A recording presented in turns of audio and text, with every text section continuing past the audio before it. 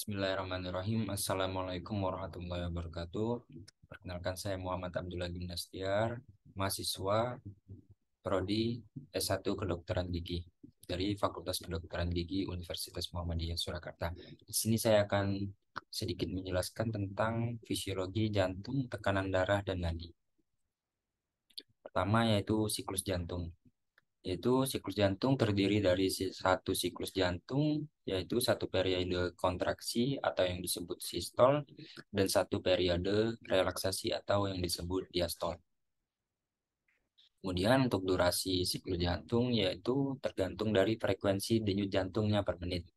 Pada orang dengan heart rate 75 kali per menit, durasi siklus jantung adalah 60 detik per 75 atau sama dengan 0,8 detik atau 800 milidetik. Ini pada orang yang normal.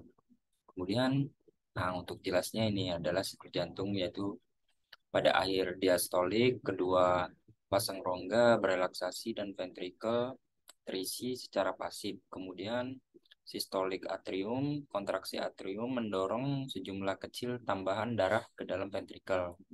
Nah, yang ketiga ini kontraksi isovolumetric ventricle. Fase pertama kontraksi ventrikel mendorong katup atrioventrikuler sehingga menutup, namun tekanan yang dihimpun belum cukup untuk membuka katup semilunaris. Kemudian, ini ada ventrikel saat tekanan di dalam ventrikel meningkat dan melampaui tekanan di dalam arteri, katup semilunaris terbuka dan darah diejeksikan.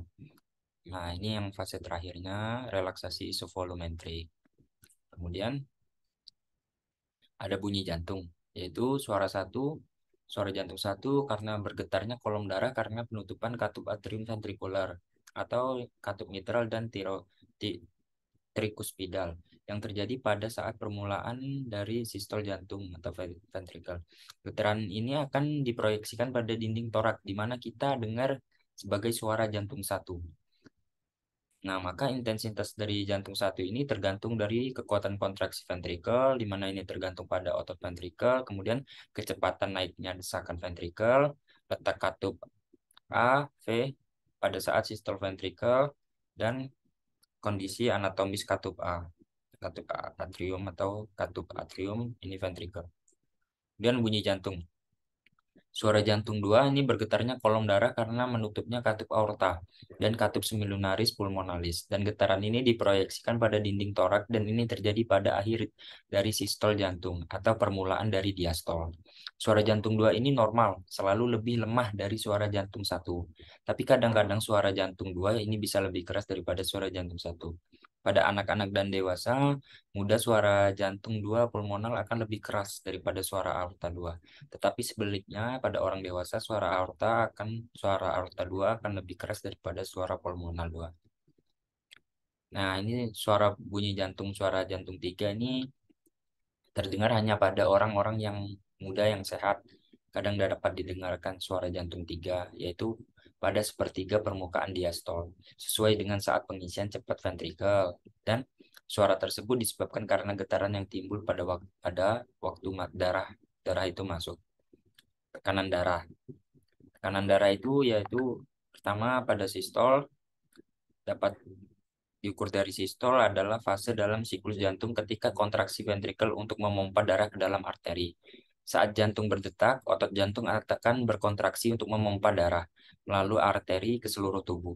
Kontraksi otot jantung tersebut kemudian akan menimbulkan tekanan pada arteri.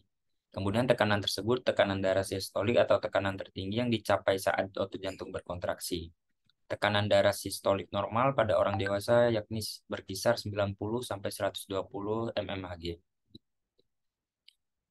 Kemudian ada diastol. Diastol adalah fase rileks dari siklus jantung ketika seluruh jantung santai dan darah mengalir ke bilik atas jantung. Ketika kontraksi otot jantung telah berakhir, maka otot jantung pun akan menjadi rileks. Aorta akan kembali ke posisi semula dan tekanan darah pun menurun.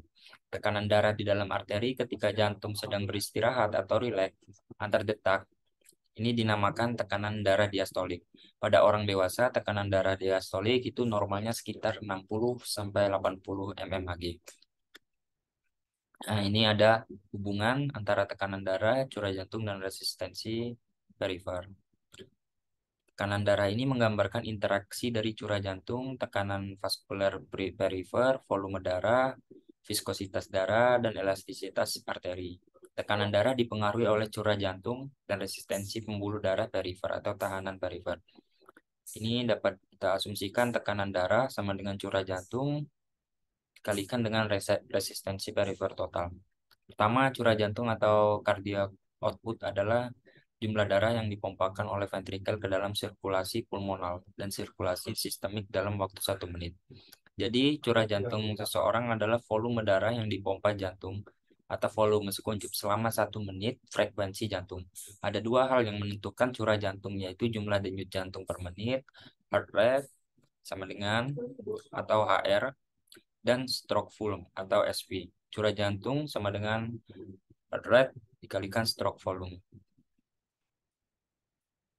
Nah, besarnya curah jantung ini dipengaruhi oleh 3 faktor, yaitu volume akhir diastolik, ventricle atau preload, beban akhir ventricle atau afterload, dan kontraktilitas dari jantung.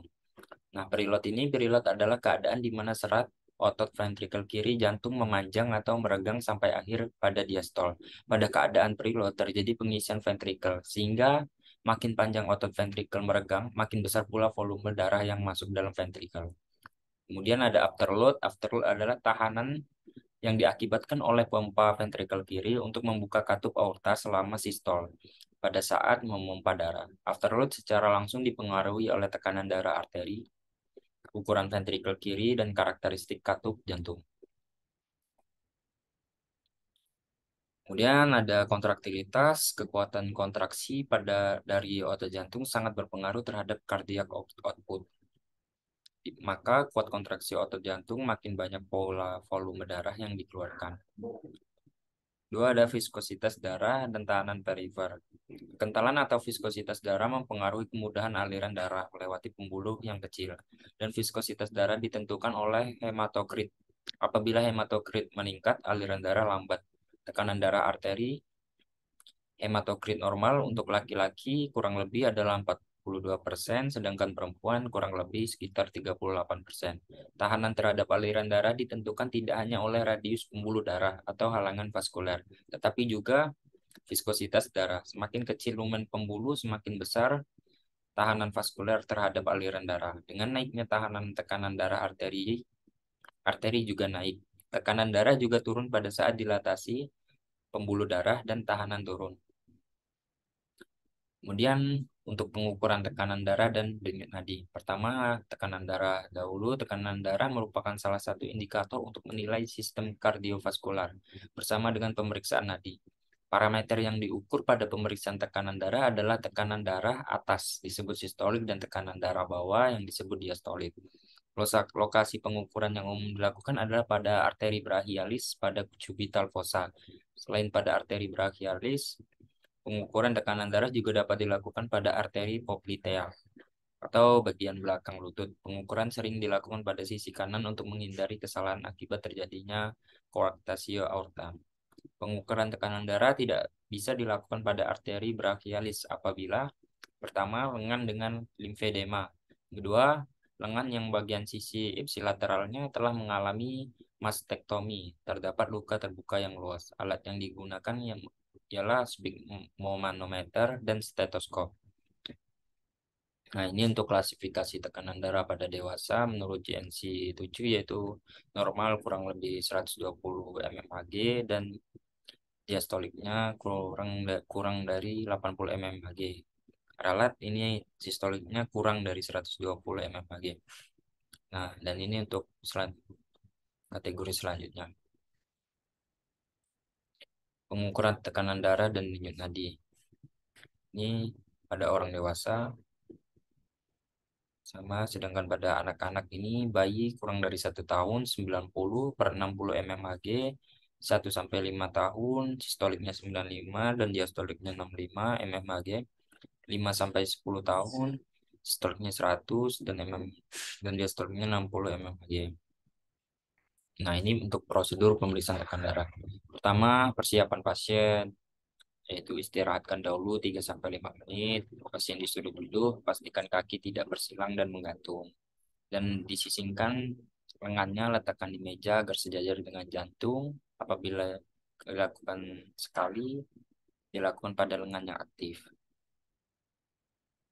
Dan yang kedua, menentukan ukuran manset. Ini ditentukan ataukah manset dewasa atau anak-anak. Kemudian ada mengatur tensimeter agar siap pakai, yaitu menutup skru balonnya atau menyiapkannya. Dan yang kemudian memastikan valve pada pump sudah tertutup.